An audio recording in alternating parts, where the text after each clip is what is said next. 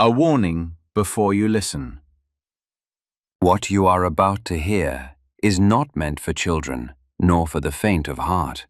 This is an unfiltered retelling of ancient myths, told as they were born, raw, violent, unsoftened.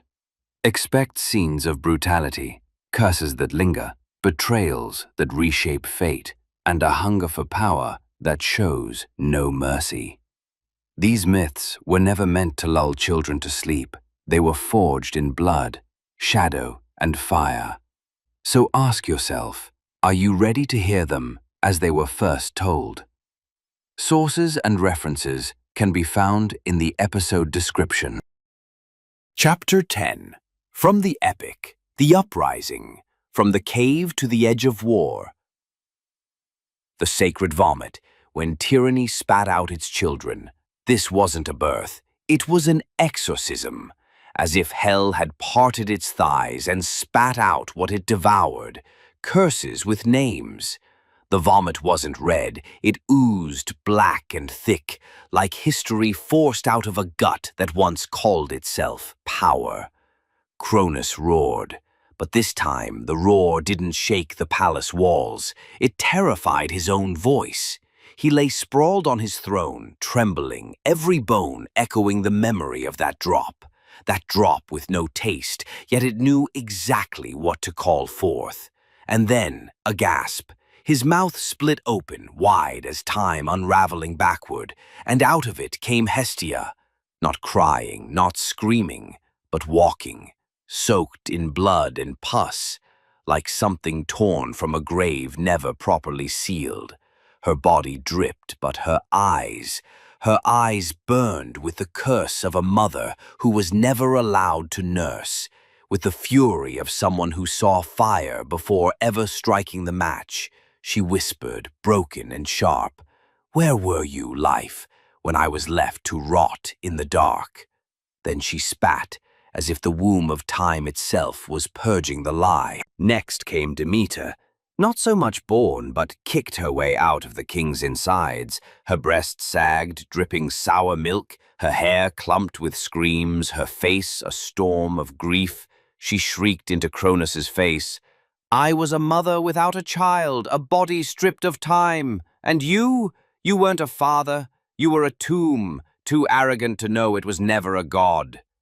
The hall exploded with breathless rage.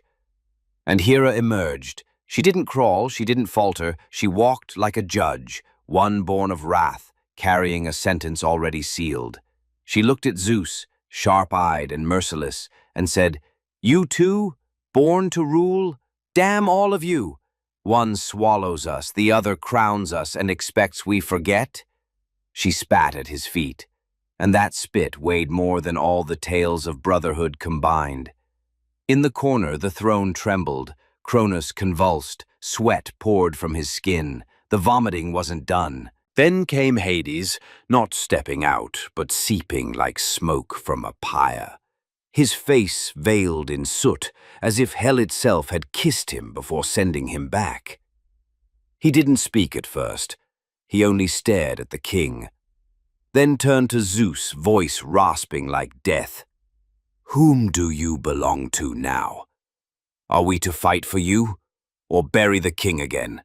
Tell me, do we set it on fire, or drown it in his heart?" Still, the purge continued. Cronus's chest jolted.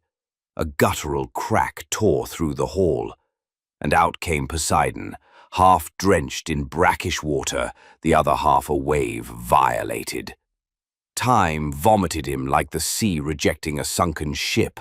He stood. He didn't speak. He looked at his hand, smeared his face with the foul liquid, then whispered, "To be swallowed, that is a curse. But to emerge, without drowning them in return, that is betrayal." They were all out now, not as children, but as bombs. No hugs, no questions, no joy. Each stood like a lone flame, refusing to recognize the others.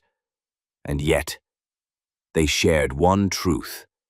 They had all been digested, They had all passed through the throat of power, and they weren't here to begin life, but to finish what was left of it. Zeus stood before them, not smiling, not reaching out, but watching them like chess pieces forged in fire.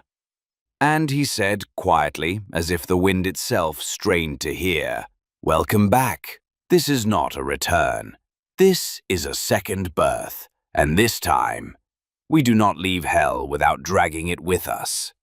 Behind them, Cronus still writhed, coughing blood, choking pus, desperately searching for his name, but the voices no longer called him father, they called him butcher. Time within him reversed. His blood froze, and his voice whimpered like a man who slaughtered his children, only to realize they were still breathing inside his mouth.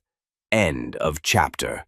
But inside Cronus, there were still names yet to come.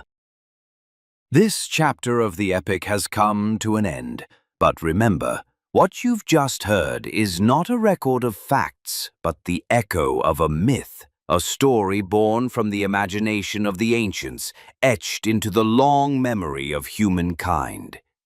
If this tale stirred something in you, if it opened a door to reflection or wonder, don't forget to support the channel and share the journey with those you love. And in the comments, tell us which moment in this chapter struck you the most and why. We'll meet again in the next chapter of this audio odyssey through time. Until then, farewell.